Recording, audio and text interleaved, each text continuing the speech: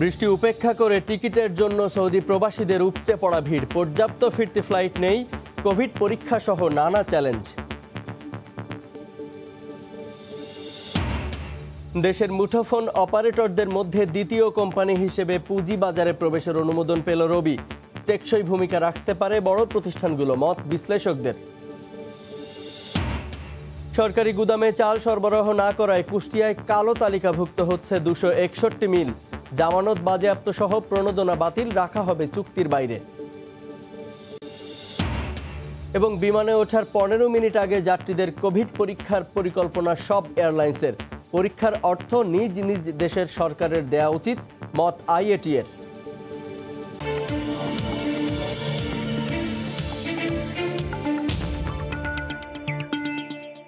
আমন্ত্রণ জানাচ্ছি দেশ ও দেশের বাইরের অর্থ বাণিজ্যের নানা খবর নিয়ে আমাদের নিয়মিত আয়োজন এ সময়ের বাণিজ্যে। আপনাদের সঙ্গে আছি আমি জুবাইর ফয়সাল। টিকিটের জন্য সৌদি এয়ারলাইন্সের কারওয়ান বাজার অফিসে সকাল থেকে প্রবাসীদের উপচে পড়া ভিড়। এদিকে 26 ও 27 তারিখের সৌদিগামী যাত্রীদের আজ বিমানের সেলস সেন্টারে যোগাযোগ করতে বলা হয়েছে। মতিঝিলের সেলস সেন্টারেও ভিড় করছেন রিটার্ন টিকিটধারী যাত্রীরা। এই মুহূর্তে কারওয়ান বাজারে আছেন সহকর্মী সাদাত রহমতুল্লাহ এবং মতিঝিলে আছেন সানবির রুপুল। বিস্তারিত জানতে সরাসরি যোগ দিচ্ছি তাদের সঙ্গে। শুরুতেই যাব সাদাত রহমতুল্লাহর কাছে। সাদাত,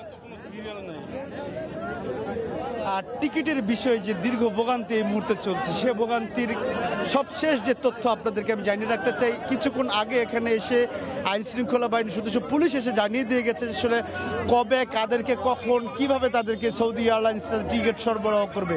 আমি সকাল থেকে আপনাদেরকে জানাচ্ছিলাম যে প্রথম দফায় 500 লোকের টিকিট দেওয়ার একটি সম্ভাবনা তৈরি হয়েছিল এবং কিছুক্ষণ আগে সেটি নিশ্চিত করে গেছেন যে গত কয়েকদিন যে কয়েকটি টোকেন সেখান থেকে সরবরাহ করা হয়েছে সৌদি এয়ারলাইন্সের পক্ষ থেকে, সেই টোকেনের বিপরীতে আজকে 500 টোকেনের একটা টিকিট দেওয়া হবে। বাকি টিকিটগুলো কবে, কি প্রক্রিয়া দেওয়া হবে সেটিও এখান থেকে জানিয়ে দেওয়া হয়েছে এবং একই সাথে বলা হয়েছে যারা এই মুহূর্তে দীর্ঘ সময় ধরে, গত কয়েকদিন ধরে বিশেষ করে এই সৌদি এয়ারলাইন্সের সামনে যারা অবস্থান করছেন তাদেরকে ফিরে যাওয়ার জন্য এবং নির্ধারিত ডেটে এসে তারা যেন টিকিটগুলো সংগ্রহ করে। এবং আজকে নতুন করে কিন্তু এখন পর্যন্ত কাউকে কিন্তু টোকেন দেওয়া হচ্ছে না। পূর্বের যে টোকেনগুলো রয়েছে সেই টোকেনগুলোই কিন্তু, সেই টোকেনের বিপরীতে কিন্তু আজকে এই 500 লোককে তারা টিকিট দিচ্ছে। এরই মধ্যে এই 500 লোকের মধ্যে 2 থেকে 250 লোক কিন্তু এরই মধ্যে এই সৌদি এয়ারলাইন্সের কাউন্টারের মধ্যেই রয়েছেন। গত রবিবার থেকে তারা ভিতরে অবস্থান করছেন টিকিটের জন্য, যাদের বেশিরভাগই তারা বলছিলেন প্রথম থেকে যে ফ্লাইটের মেয়াদ শেষ হয়ে গেছে কিংবা ভিসা বা আকামার মেয়াদ শেষ হয়ে গেছে। সেই আকামার মেয়াদ শেষ যাওয়ার যে সংশয় থেকে তারা ভিতর থেকে প্রথম থেকে অবস্থান করছিল। এখন আপনি জানেন যে আসলে ভিসার মেয়াদ কিন্তু সরকার এরই মধ্যে বাড়ানোর যে প্রক্রিয়া সেটি 24 দিন পর্যন্ত বাড়ানো হয়েছে। ফলে প্রথম কয়েকদিন ধরে যে মানুষের মধ্যে যে অনাস্থা ছিল, সংকট ছিল, সেটি কিন্তু এখন আর এই মুহূর্তে নেই এবং আজকে প্রাথমিকভাবে গত 4 দিন পর আবারও নতুন করে 500 লোকের টিকিট দেওয়ার মধ্য দিয়ে শুরু করেছে সৌদি এয়ারলাইন্সের কার্যক্রম। এই ছিল আমার কাছে রাজধানী কারওয়ান বাজার থেকে আমাদের আরো সহকর্মী রয়েছেন সানবির রুপুল, তার কাছে জানবো সেখানকার সর্বশেষ অবস্থা। জুবাইর, 26 সেপ্টেম্বর এবং 27 সেপ্টেম্বর দুইটি ফ্লাইটের ব্যবস্থা করা হয়েছে শেষ পর্যন্ত সৌদি আরবের প্রবাসীদের ফেরার ব্যাপারে। তবে আজকে 24 সেপ্টেম্বর, 26 এবং 27 সেপ্টেম্বরের জন্য কিন্তু টিকিট কাটতে কিন্তু ভিড় করেছেন বিপুল সংখ্যক প্রবাসী বাংলাদেশিরা, যারা মতিঝিলের এই বাংলাদেশ এয়ারলাইন্সের যে টিকিট কাউন্টার আছে সেই টিকিট কাউন্টারে ভিড় করেছেন। তবে এর অধিকাংশই দেখা যায় যে শর্তটি ছিল যে 16 এবং 17 মার্চ যারা ফিরেছেন, 16 এবং 17 মার্চ যারা ফিরেছেন তারাই শুধুমাত্র আজকে আসতে বলা হয়েছিল। তবে সেই শর্ত সাপেক্ষে বলার পরেও কিন্তু আজকে ভিড় করতে দেখা গেছে যে যাদের 16 এবং 17 মার্চ তারা আসেননি বা তার পরে এসেছেন বা তার আগে এসেছেন, তারাও কিন্তু ভিড় করেছেন এখানে। সকাল থেকেই এই টিকিট কাউন্টারটি একদম রমরমা অবস্থা এবং কিছু মানুষজন ভিতরে ঢুকে গেছেন একদম হুমড়ি খেয়ে। তবে জানা যায়নি যে তাদের সবার কি 16 বা 17 মার্চে তারা এসেছেন কিনা। তবে তারা একটি জটিলতা ঠিকই আছেন, সেটি হচ্ছে যে 24 দিন ইকামার মেয়াদ বাড়ানোর কথা বলা হয়েছে গতকালকে, সেটি নিয়েও তারা একরকম জটিলতায় আছেন। সেইটি কিন্তু পরিষ্কার করার জন্য তারা এখানে ভিড় করেছেন অনেকে জানতে।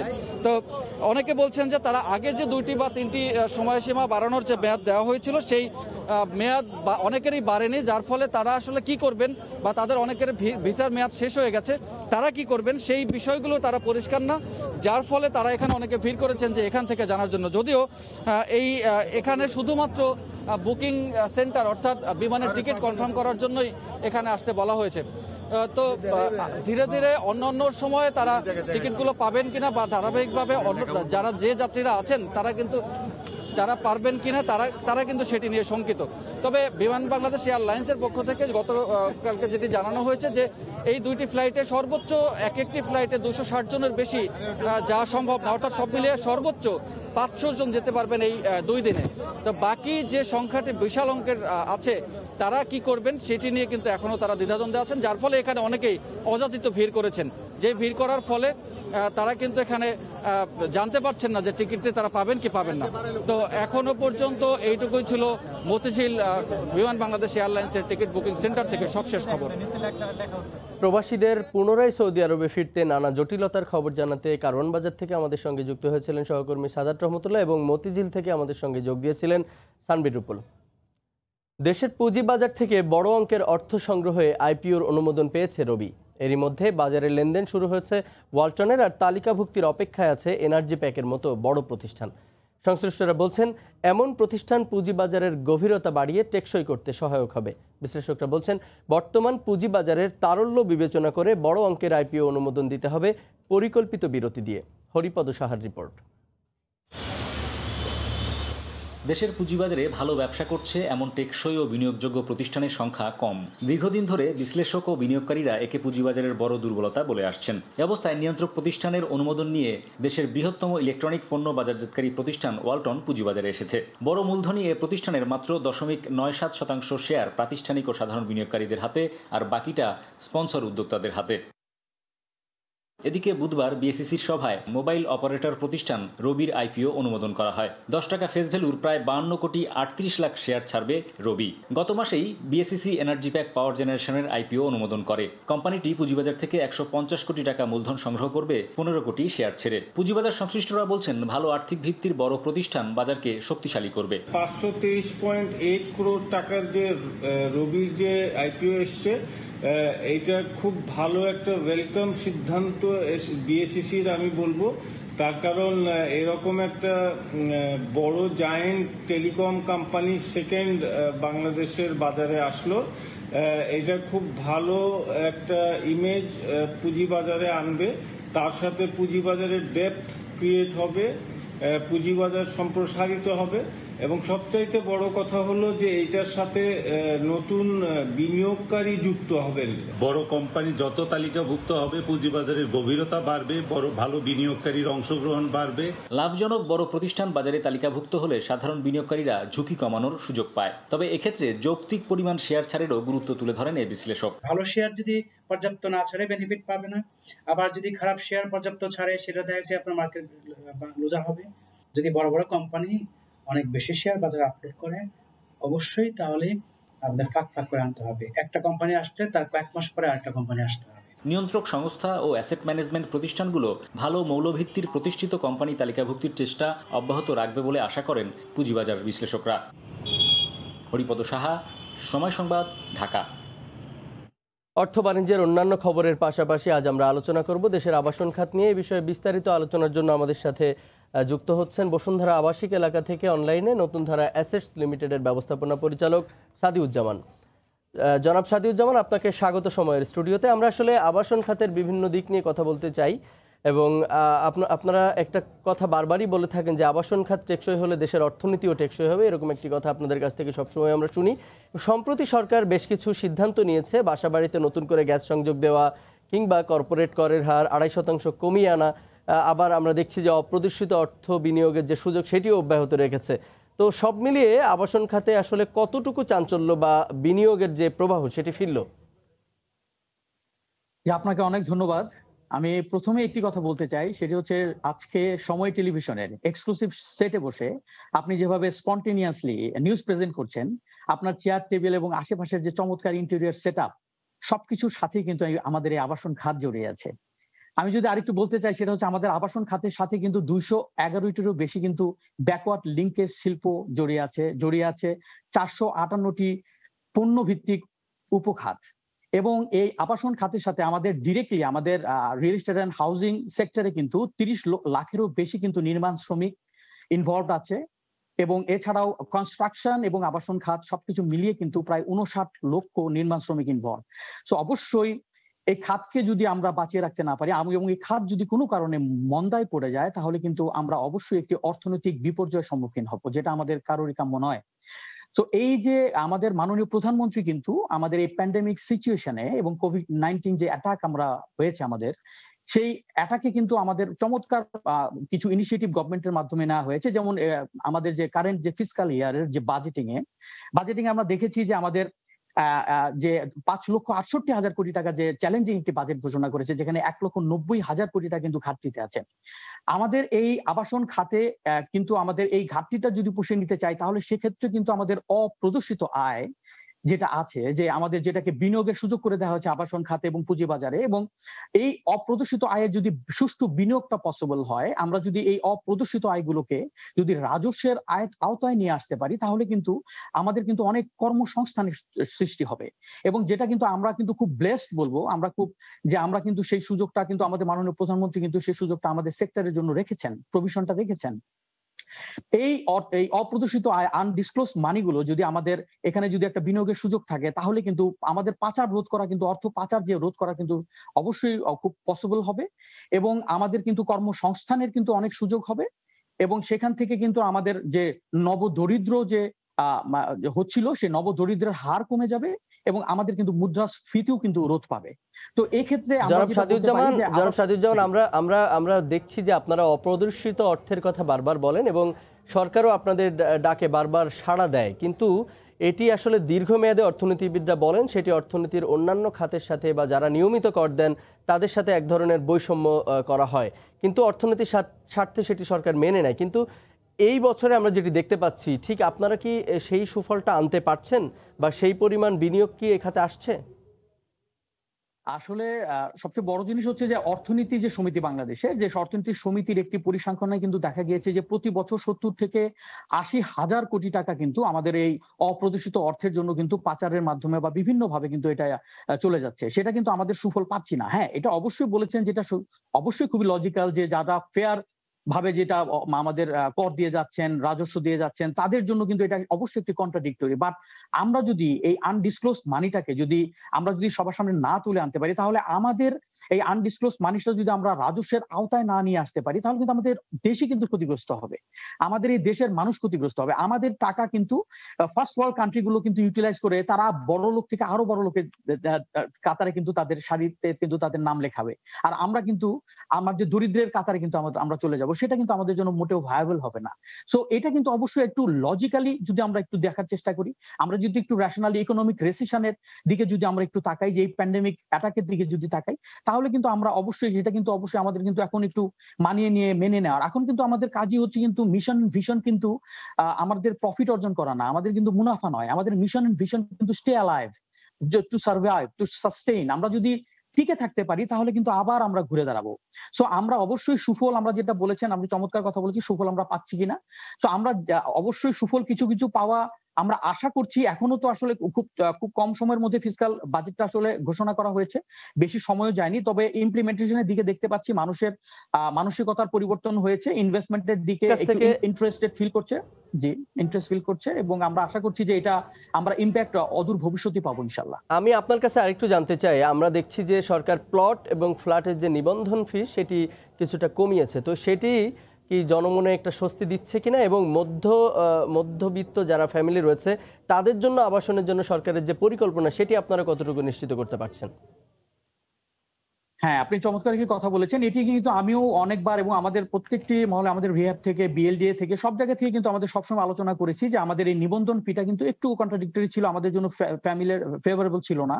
সেটা হচ্ছে যে আমরা যখন জমি যখন ক্রয় করা হচ্ছে তখন কিন্তু আমরা একটা ইন্টারেস্টে দিচ্ছি, তখন আবার যখন আমরা আমাদের কাছ থেকে যখন কোম্পানির কাছ থেকে যখন আমাদের গ্রাহকরা নিচ্ছেন তখন কিন্তু এটা প্রায় ডাবলের দিকে চলে গিয়েছিল। আমাদের 11.5% যদি আমরা ল্যান্ড রেজিস্ট্রি করি, আমাদের গ্রাহকরা যখন নেন তখন 20 to 21% চলে যাচ্ছে। যাচ্ছিল, এবং আমাদের ফ্ল্যাটেও কিন্তু একই কাহিনী ঘটেছিল যে আমাদের 16 to 70% মতোই কিন্তু আমাদের এই ফিটা কিন্তু নিবন্ধন ফিটা কিন্তু রেজিস্ট্রেশন ফিটা কিন্তু চলে গিয়েছিল। তো সেটা কিন্তু খুব ভীতি চলে এসেছিল, এবং ফ্ল্যাট কিন্তু অনেক বিক্রি হয়েছিল, কিন্তু রেজিস্ট্রেশন হচ্ছিল না, কারণ রেজিস্ট্রেশনের ভয় দেখা যাচ্ছিল যে ওনাদের কেন জানি গ্রাহকদের মনে হচ্ছিল যে খাজনার চেয়ে বাজনা বেশি হয়ে যাচ্ছে। তো এই ফেয়ারনেসের জন্য কিন্তু দেখা যাচ্ছে যে আমাদের রেজিস্ট্রেশনটা হ্যাম্পার্ড হচ্ছিল, এবং গভর্নমেন্ট কিন্তু অনেক রাজস্ব পাওয়া থেকে বঞ্চিত হচ্ছিল। তো এখন কিন্তু অনেক ভালো লেগেছে আমাদের, আলহামদুলিল্লাহ, আমাদের জন্য খুবই আমাদের ইতিবাচক দিক যে আমাদের মাননীয় প্রধানমন্ত্রী সেই দিকটা দেখেছেন, এবং আমাদের এটাকে কিন্তু অনেক ফেভারেবল কন্ডিশনে নিয়ে আসা হয়েছে, বাট প্রায় 1.5%, 2%, 2.5%-এর মতো কিন্তু আমাদের বিভিন্ন খাতে কিন্তু আমাদের এই নিবন্ধন ফিটা কিন্তু কমিয়ে আনা হয়েছে। তাতে দেখা যাচ্ছে যে অবশ্যই এটা খুবই এনকারেজিং, এবং আমাদের ব্যবসা আবার এটা ভালো একটি জায়গায় ঘুরে দাঁড়াতে সক্ষম হবো ইনশাল্লাহ আমরা। আপনার কাছে একটু সবশেষ জানতে চাই, একটু সংক্ষেপে যদি আপনি বলেন, প্লট এবং ফ্ল্যাটের ক্ষেত্রে আমরা দেখি যে মূল্যমান উচ্চ হওয়ার কারণে এখানে কিন্তু প্রতারণা কিংবা গ্রাহকদের ঠকানোর প্রবণতাটাও কিন্তু আমরা দেখি যে কিছু কিছু কোম্পানি রয়েছে, এবং অনেক মানুষকে আমরা বহু বছর ধরে প্রতারিত হতে দেখছি। আপনারা যারা রিহাব সদস্য কিংবা যারা দৃশ্যমান এবং সরকারের নিবন্ধিত কোম্পানিগুলো আছেন, তাদের জন্য এটা কতটা চ্যালেঞ্জ, এবং এই চ্যালেঞ্জটা দূর করার জন্য বা মোকাবিলা করার জন্য আপনারা ঠিক কী ধরনের ব্যবস্থা নিচ্ছেন? যে আপনি চমৎকার আপনি চমৎকার একটি প্রশ্ন করেছেন, যে আসলে এই মিথ্যা এবং অনাস্থা কিন্তু আসলে আমাদেরকে ঘিরে রেখেছে। তা আমাদের গ্রাহকরা কিন্তু খুবই মানে এটাতে টেন্সড যে আসলে কিভাবে আমরা আসলে কি বিশ্বাস করতে পারবো কিনা। তো এই কারণে আমরা এই কারণে একটি স্লোগান আমরা দিয়েছি যে চুন খেয়ে মুখ পুড়েছে তাই দই দেখে ভয়, মিথ্যা ফেরাতে হবে এবার নতুন ধরার জয়। তো আসলে এটা স্লোগানের জন্য স্লোগান নয়, কবির জন্য কবিতা নয়, ছন্দের জন্য ছন্দ মেলানো নয়।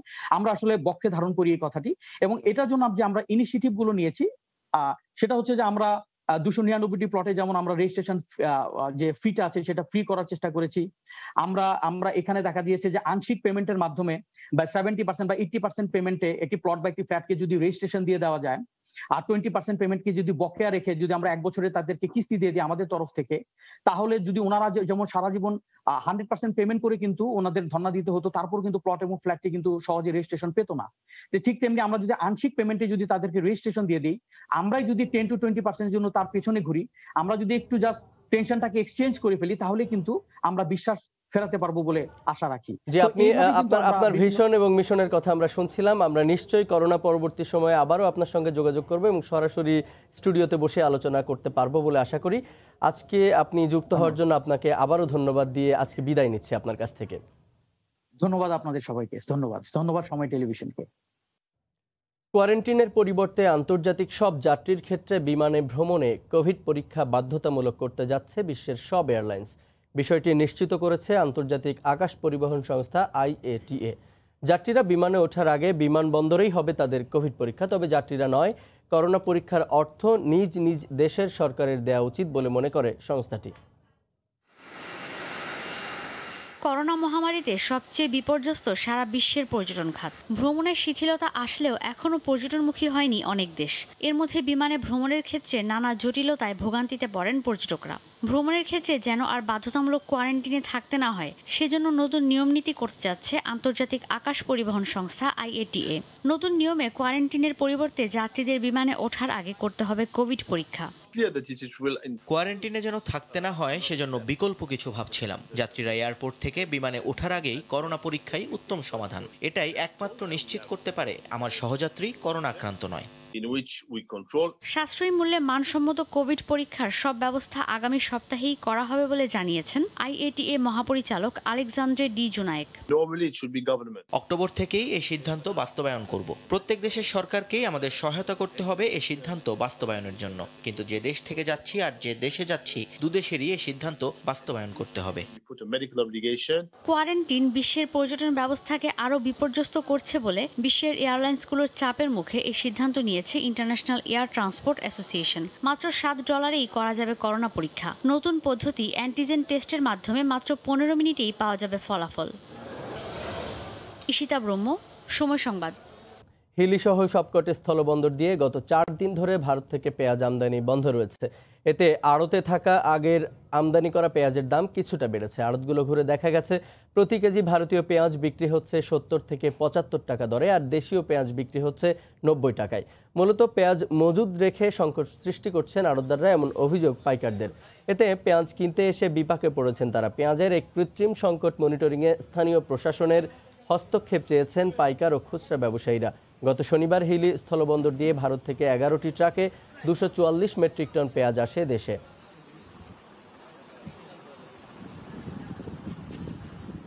চট্টগ্রামের খাতুনগঞ্জে পেঁয়াজের পাইকারি বাজারের সবশেষ তথ্য জানাতে এই মুহূর্তে সেখানে আছেন সহকর্মী শফিকুল আলম। বিস্তারিত জানতে সরাসরি যোগ দিচ্ছি তার সঙ্গে। শফিক। জোবায়ের, যেটি বলতে পারি সেটি হচ্ছে পেঁয়াজের দাম আরেক দফা কয়েক টাকা বাড়তে শুরু করেছে। যেটি কারণ হচ্ছে সেটি হচ্ছে স্থলবন্দরগুলোতে যে পেঁয়াজের দাম বেড়ে যাওয়ার কারণে কিন্তু চট্টগ্রামের যে ভোগ্যপণ্যের সবচেয়ে বড় পাইকারি বাজার চট্টগ্রামের খাতুনগঞ্জেও কিন্তু পেঁয়াজের দাম বেড়ে গেছে। এখন 2 থেকে 3 টাকা বা 5 টাকা পর্যন্ত বেড়ে প্রতি কেজি পেঁয়াজ বিক্রি হচ্ছে খাতুনগঞ্জে 65 থেকে 68 টাকা পর্যন্ত বিক্রি হচ্ছে। একটি কথা জানিয়ে রাখি যে আসলে 14 সেপ্টেম্বর পেঁয়াজ রপ্তানি বন্ধ হয়ে যাওয়ার পর কিন্তু চট্টগ্রামের খাতুনগঞ্জে আগে যে পেঁয়াজগুলো ছিল সেই পেঁয়াজের মজুদ অনেকটা শেষ হয়ে গেছে। কারণ প্রতিদিন কিন্তু চট্টগ্রামের খাতুনগঞ্জে প্রায় 300 থেকে 250 থেকে 300 মেট্রিক টন পেঁয়াজ ঢুকে ট্রাকে করে, কিন্তু এই বেশ 14 সেপ্টেম্বরের পর থেকে আর কোনো পেঁয়াজ ঢুকেনি। সেক্ষেত্রে আগে যে পেঁয়াজগুলো মজুদ ছিল সেগুলো এখন শেষের পথে এবং সেগুলো শেষ হয়ে গেছে, তাই দামও বেড়ে গেছে। যেহেতু স্থলবন্দরগুলোতে পেঁয়াজের দাম বেড়েছে সেক্ষেত্রে খাতুনগঞ্জে পেঁয়াজের দাম বাড়বে। কারণ খাতুনগঞ্জে পুরো পেঁয়াজ নির্ভর করে ভারতের পেঁয়াজের উপর। ভারতের পেঁয়াজের দাম বাড়লে খাতুনগঞ্জে পেঁয়াজের দাম বেড়ে যায়। তবে একটু সুখবর আছে, সেটি হচ্ছে আমরা কিছুক্ষণ আগেও কিন্তু চট্টগ্রাম সমুদ্র বন্দরের উদ্ভিদ সংগঠিত প্রতিষ্ঠানের সাথেও কথা বলেছিলাম। সেখানে সহকারী পরিচালক আসাদুজ্জামানের সাথে কথা বলেছিলাম, তিনি আমাদেরকে জানিয়েছেন এই পর্যন্ত যে 65টি প্রতিষ্ঠান 11টি দেশ থেকে প্রায় 1,34,000 মেট্রিক টন পেঁয়াজ আনার ঋণপত্র খুলেছে, অনুমতি নিয়েছে এবং তারা এলসি খোলার প্রস্তুতি নিচ্ছে। এবং এখানকার ব্যবসায়ীরা বলছেন যেহেতু পেঁয়াজের দাম একটু বাড়ছে, তার কারণ হচ্ছে যেহেতু মজুদ শেষ হয়ে গেছে, সেহেতু তাদেরকে এখন পুরোপুরি নির্ভর করতে হবে বিশ্বের 11টি দেশ, যেগুলো যেমন মিশর, তুরস্ক, নেদারল্যান্ড, মালয়েশিয়া, মিয়ানমার সহ সেই দেশের পেঁয়াজগুলো যতক্ষণ পর্যন্ত বাজারে ঢুকবে না ততক্ষণ পর্যন্ত বাজার স্থিতিশীল হবে না। অর্থাৎ এই বাজার স্বাভাবিক হতে গেলে যে এলসি খোলা সেই পেঁয়াজগুলো বাজারে ঢুকতে হবে, তবে স্বাভাবিক হবে। এখন খাতুনগঞ্জে যে পেঁয়াজ মজুদ ছিল সেগুলো অনেকটা শেষের পথে। জুবাইর। চট্টগ্রাম থেকে শফিকুল আলম জানাচ্ছিলেন পেঁয়াজ বাজারের সবশেষ খবরাখবর। সাভারে আশুলিয়ার বাইপাইলে মাছের পাইকারি বাজারে কাক ডাকা ভোর থেকেই জমে ওঠে। খুচরা ও পাইকারদের দাবি সরবরাহ ভালো হলেও সব ধরনের মাছের দাম কেজিতে 20 থেকে 30 টাকা বেশি। তবে বৈরী আবহাওয়ার কারণে সরবরাহ আগের চেয়ে কম বলে দাবি ব্যবসায়ীদের। সাভার থেকে মোজাফফর হোসেন জয়ের তথ্য ও মনির হোসেনের ছবি নিয়ে রিপোর্ট। সাভারের বাইপাইলে আশুলিয়া থানা ব্যবসায়ী মৎস্য মার্কেটে সকাল থেকেই দূর দূরান্ত থেকে দেশি বিদেশি ছোট বড় বিভিন্ন প্রজাতির মাছ এনে পসরা সাজিয়ে বসেন পাইকাররা। স্থানীয়দের পাশাপাশি চাঁদপুর, আরিচা, ভৈরব, বরিশাল, নাটোর, চট্টগ্রাম, সিরাজগঞ্জ ও ময়মনসিংহের পাইকাররা এখানে মাছ নিয়ে আসেন। স্থানীয় বিভিন্ন বাজারের চাহিদা মিটিয়ে চলে যায় রাজধানীর আব্দুল্লাপুর, মিরপুর, উত্তরা সহ বিভিন্ন স্থানে। মাছের দাম নিয়ে পাইকার ও খুচরা ক্রেতাদের মধ্যে রয়েছে মিশ্র প্রতিক্রিয়া। গতকাল রাত্রে বৃষ্টি হওয়ার কারণে আজকে মাছের দাম বেশি, বৃষ্টির জন্য সব মাছ ধরা পড়ে নাই। আজকে মাছের সংখ্যা অনেক ভালো এবং দামও ভালো, পাইকারও ভালো। আজকে পাইকারদের দাবি সরবরাহ ও ক্রেতা সমাগম ভালো হলেও সব ধরনের মাছের দাম কেজিতে 20 থেকে 30 টাকা বেশি। ইলিশ মাছ কিনতে গেলে আপনার দাম চাও অনেক, যে দামে কিনা লাগে ওই দামে বেচা যায় না। যে মাছ আগে 400 টাকা 450 টাকা পাল্লা কিনতাম, ওই মাছ আজকে 800 750 টাকা পাল্লা। বৈরী আবহাওয়ার কারণে বাজারে সরবরাহ আগের চেয়ে কম বলে জানালেন মাছ ব্যবসায়ী নেতা। সাগরে টলা যাইতে পারতেছে না এবং নদীতেও মাছ কম, এই কারণে এখন মাছের বাজারে সরবরাহ কম কারণে বাজারে মাছের দাম একটু বৃদ্ধি। প্রায় 10 বছর আগে চালু হওয়া মাছ বাজারটি 3টি মহাসড়কের সংযোগস্থলে হয় এই বাজারে বিক্রি কিনি অনেক বেশি। প্রায় প্রতিদিন 1 কোটি টাকার লেনদেন হয় এখানে। সাদিয়া আফরিন, সময় সংবাদ। মাত্র একটি প্রতিষ্ঠান দরপত্র দাখিল করায় এবার বাদ দেয়া হলো প্রায় 106 কোটি টাকার প্রকল্পের টেন্ডার। অবিশ্বাস্য হলেও এমনটাই ঘটেছে শরীয়তপুরের একটি সড়ক উন্নয়ন প্রকল্পে, জানিয়ে আবারও প্রশ্নের মুখে সরকারের অনলাইন ভিত্তিক দরপত্র প্রদান কার্যক্রম ইজিপি। দরপত্রদাতার নাম বলা না হলেও ক্রয় কার্যক্রম সংশোধন করে ক্রয় প্রস্তাবটি পুনরায় উপস্থাপন করতে নির্দেশ দিয়েছেন অর্থমন্ত্রী। দেখুন আমার তৈরি করা রিপোর্ট। সাধারণ বিবেচনায় কোনো প্রকল্পের কার্যাদেশ পাওয়ার জন্য ঠিকাদারদের প্রতিযোগিতাটাই দেশে বহুল প্রচলিত, যেখানে অনৈতিক প্রভাব আর অর্থের কারসাজি বন্ধে সরকার চালু করেছে অনলাইনে দরপত্র দাখিলের প্রক্রিয়া ইজিপি। এরপরও এবার দেখা গেল ব্যতিক্রমী এক ঘটনা। শরীয়তপুরের মনোহর বাজার থেকে ইব্রাহিমপুর ফেরিঘাট পর্যন্ত সড়ক নির্মাণের 105,83,82,000 টাকার ক্রয় কাজ পেতে দরপত্র জমা পড়ে মাত্র একটি। তবে সুসংবাদ হলো ক্রয়নীতি মেনে তা বাতিল করেছে সরকারি ক্রয় সংক্রান্ত মন্ত্রিসভা কমিটি। অর্থমন্ত্রী বলছেন, নিয়ম মেনে পুনরায় দাখিল করতে হবে ক্রয় প্রস্তাবটি। ইনভেস্টিগেশন লাগবে না, আমরা নিয়ম কানুন মেনে পত্রিকায় বিজ্ঞপ্তি দিয়েছি, তারপর অফার আসে নাই। যেহেতু সিঙ্গেল টেন্ডার, আমরা সিঙ্গেল টেন্ডার ভিত্তিতে আমরা মনে করেছি যে এটা কম্পিটিটিভ প্রাইস পাওয়া দরকার, এবং সেই কম্পিটিটিভ প্রাইসটি পাওয়ার জন্যই আমরা আবার নতুন করে টেন্ডার করার জন্য অনুরোধ জানিয়েছি। বিষয়টিকে স্বাভাবিকভাবে দেখছেন না স্থানীয় সরকার বিশেষজ্ঞরা। সিন্ডিকেট করে ইজিপি কার্যক্রমকেও প্রভাবিত করা হচ্ছে বলেও মনে করছেন তারা। সিন্ডিকেশন হয়ে এমন একটা অবস্থা করেছে, ওই জায়গায় কাজ করার জন্য এমন ভাবে এটা জিনিসটা তারা সার্কুলেট করেছে, ভিতরে বা কথা হয়েছে নিম্ন কি দরপত্র দেয় নাই ভয়ে টেন্ডার করে লাভ হচ্ছে না, কারণ ওইভাবেই কিন্তু এটা করে নিচ্ছে, সাজাই নিচ্ছে। সেই জন্য যেহেতু ক্রয় কমিটি টোটালি বাতিল করে দিয়েছে, তাহলে এটাকে অপেক্ষা করতে হবে। চলতি বছরের 23তম সভায় 334,40,61,000 টাকার 4টি ক্রয় প্রস্তাবে অনুমোদন দিয়েছে সরকারি ক্রয় সংক্রান্ত মন্ত্রিসভা কমিটি। অনুমোদিত 4টি প্রস্তাবে মোট অর্থের পরিমাণ 314। জুবাইর ফয়সাল, সময় সংবাদ, ঢাকা। প্রথম দিনেই সর্বোচ্চ দামে ওয়ালটনের শেয়ারের লেনদেন শুরু হয়েছে। ঢাকা ও চট্টগ্রাম স্টক এক্সচেঞ্জে বুধবার আনুষ্ঠানিকভাবে শুরু হয়েছে ওয়ালটনের শেয়ারের লেনদেন। এর আগে ঢাকা স্টক এক্সচেঞ্জ এবং ওয়ালটনের মাঝে চুক্তি স্বাক্ষর হয়। এতে স্বাক্ষর করেন ওয়ালটন হাইটেক ইন্ডাস্ট্রিজ লিমিটেডের ব্যবস্থাপনা পরিচালক এস.এম. মাশরাফুল আলম ও ঢাকা স্টক এক্সচেঞ্জের প্রধান রেগুলেটরি কর্মকর্তা আব্দুল লতিফ।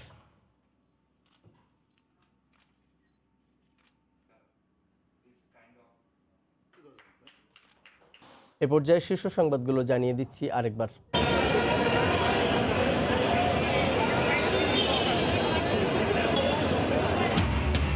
সৌদি টিকিটের জন্য জনসমুদ্র কারওয়ান বাজার মতিঝিল আকামা নিয়েও জটিলতা। ফ্লাইট বাড়ানোর চেষ্টায় সৌদি এয়ারলাইন্স।